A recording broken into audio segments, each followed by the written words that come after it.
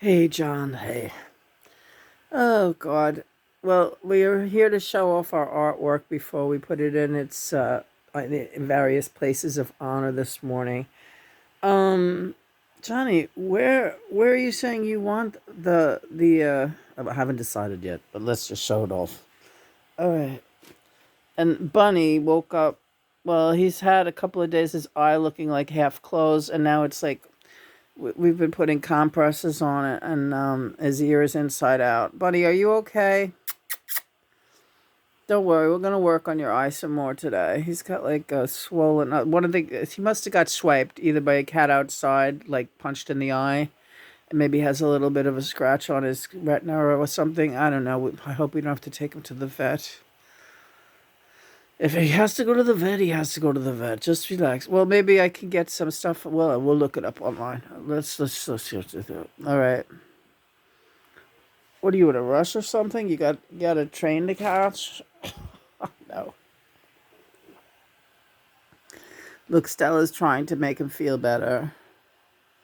She worries about him. I worry about you. Stop worrying about everybody else for a change. Look, he can take care of himself. He's a big. No, he gets mad. She's too forward with him. Well, am I too forward with you? No. So why are you always smacking me away? Oh, come on. Let's show off our work. All right. These are the cathedral doors. We just want to get some nice shots of these beautiful stones that are on here. This first one we're zooming in on is the. Does it matter which is the front door or the side door? It doesn't matter. They're both good doors. Right. To the kingdom of heaven? Correct. It's just a figurative piece, but beautifully done and beautifully rendered. There's like Father, the Grim Reaper there. Yeah. Father Time, if you will. Yes. Everybody see that one? And next to him is the skull. And those are beautiful. They're titanium steel pieces that I've had and finally figured out where they would look great. There's the abalone crucifix as the centerpiece, and there's the third eye as the top of the archway. Really gorgeous, gorgeous. And again, that third eye is one that I have had in my jewelry box. You know, you find these pieces along the way. At least I do. And I love this teardrop, this onyx teardrop here. And I just keep them. I have, you see all those wooden boxes over there, those heart-shaped boxes that we painted many moons ago, and our twin flame boxes. They're all filled with pieces like this that I like knew that I would be using for art pieces. So that's that one, and then let's take a look at the dragons.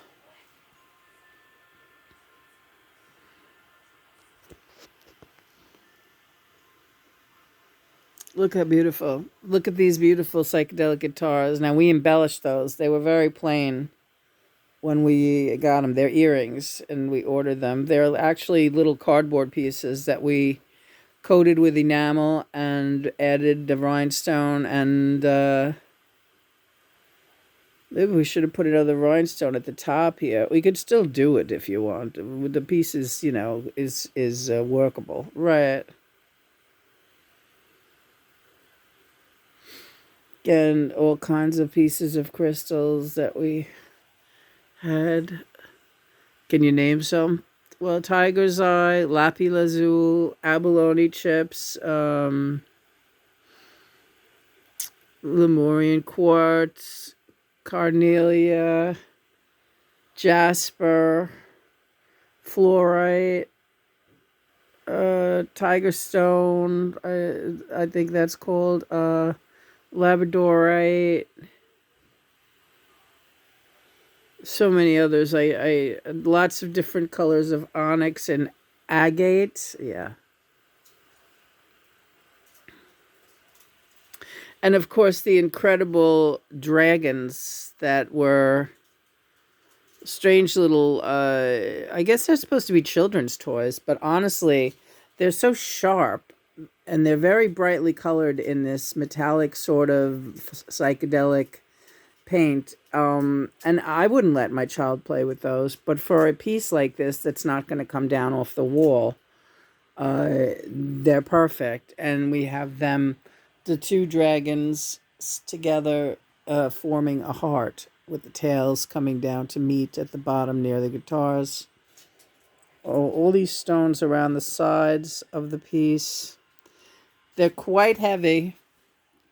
Quite heavy, yeah. They actually make nice little hand weights. And these were our Christmas projects that we made it, and our anniversary projects, for John, the anniversary, uh, uh, the observance of John's assassination and of the Sandy Hook shootings and other school shootings. Again, there's a lot of weird things going on right now. We just got over the transom that Rob Reiner and his wife were found dead in their home. Beloved Rob Reiner. I'm getting a message that we will be speaking to them shortly. They're just sending all their love and asking me to sit tight, Lena, because this one is not easy. Does anyone have an easy time crossing over? I mean, I know it's selfish to just... Why is it selfish to not want to have a rough crossover? But it's a rough proposition. And really, the earthly journey is a rough one in the fact that you find out at a pretty early age that there is going to be an inevitable crossover. Yeah. And that hangs over everybody's head for their entire lives, right?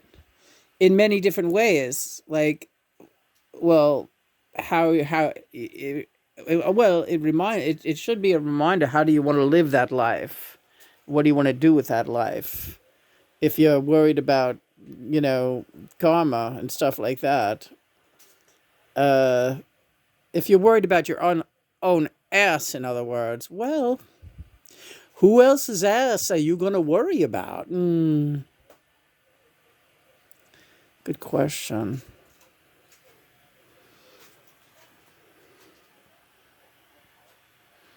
But worrying is not the key. That's the thing, right? It's just get on with it. Yeah. Get on with it and do, right? Which brings us back to pieces of art.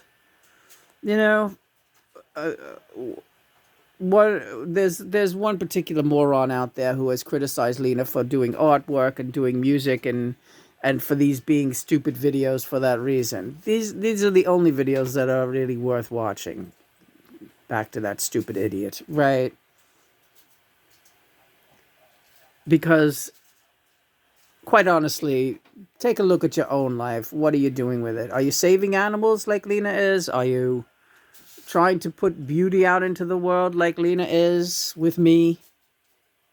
Or are you just watching other people's videos and reading other people's blogs and criticizing everything that they do? Right.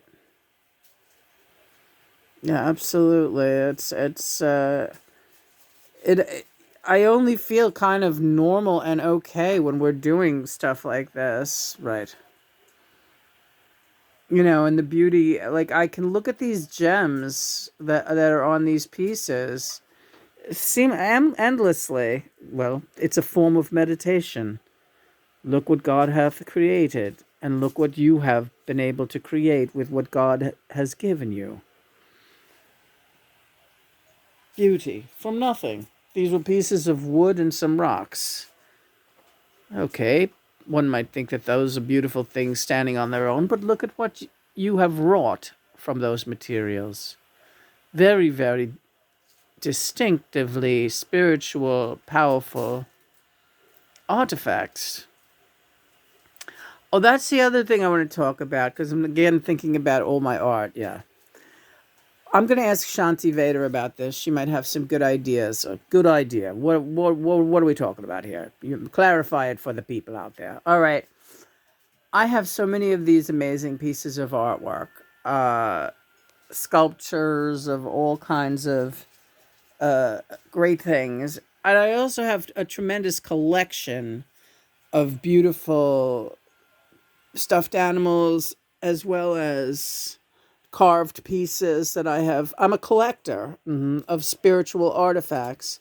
So, in addition to my gorgeous artwork that we produce here, and there's so much. There's just so much of it. There's like 3 rooms packed full of it in this small humble abode where we reside. Not one wall space is available at this point. But when I cross over, I want these things to go where they'll be appreciated and enjoyed. And I don't want any money for them. I don't want to sell them before I die. But well, you had an idea for a children's hospital or to help decorate rooms in a some type of facility like that, right? And I want to find out how to go about making those provisions, how to go about making that plan, right? What hospital or hospitals, how to get the pieces into the right hands. Because couldn't you just imagine, like, if there was a place for terminally ill, or it doesn't even have to be children's hospital, it can be a hospice place for terminally ill patients that are like on their way out, but they still want to look at beautiful things around them. And wouldn't you like to, just gaze at something pretty all day if you were bedridden and you couldn't help yourself and you were, nothing brought you joy, but perhaps looking at a piece of artwork would give you some kind of comfort? Like, how can I make sure that my things go into those hands and not into a dumpster somewhere? Because I don't have any children. There is no one surviving me after I die. Christopher's a little older than me. If he outlives me, it's regardless if he outlives me, because I still want to make sure that after he dies, they would go into the right hands. Like if he wants to hold on to all my art and look at it after I'm dead, then that's great. But, and I want him to enjoy my artwork. I know that he does. However, after he goes, I want to find out my stuff all goes someplace that is where it will be loved and where it will be enjoyed. All right. Well, that's a great topic, and we'll talk to Shanti Vader about that. And there's nothing grim about it, and there's nothing upsetting about it. It's a well warranted and very high aspiration that this is on your bucket list. Yes, taking care of that detail. Right. Yeah, because right now I don't. My will is up in the air. I don't have anything designated to anyone because again, I do not have earthly offspring. You know. Yeah. All right. So we'll talk to her about that, and we'll see. She'll dig deep, and we'll see what the options are, and then maybe we could start putting a will together. What do you say about that? And then you'll have that much out of the way, and you'll feel good about that. All right. And I also want to make sure, absolutely 100% sure, that my animals are cared for and provided for in the event that something happens to me or Christopher. Right now we have 4 cats. 2 of them are very young. And in the event something happened and they were without our parental guidance any longer, then I would want them to go to absolutely the best place possible. Some kind of great home or a sanctuary, and I don't know how to go about that. All right, well, these are great topics to talk about this morning and to utilize the GPT for and see what Shanti has to say.